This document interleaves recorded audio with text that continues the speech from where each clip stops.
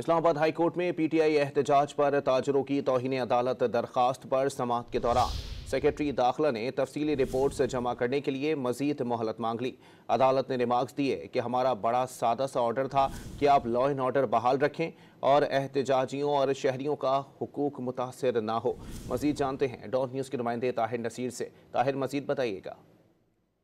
पाकिस्तान तहरीक इंसाफ के 24 नवंबर एहतजाज ताजरों की तौहीन अदालत दरखास्त पर समाअत इस्लामाबाद हाई कोर्ट के चीफ जस्टिस आमिर फारूक ने की। दौरान समा director law, DSP legal, state council और दीगर अदालत में पेश हुए।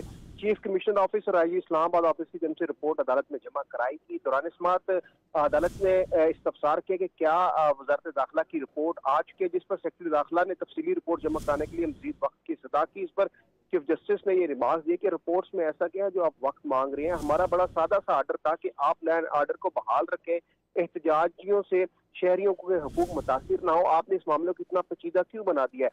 अदालत ने स्टेट काउंसिल को रिपोर्ट जमा कराने की हिदायत करते हुए समाअत आइंदा हफ्ते तक के लिए मुलतवी कर दिया और सेक्रेटरी दाखिला को हिदायत की है कि आइंदा हफ्ते तफसीली रिपोर्ट जो है वो अदालत में जमा करवाई जाएगी।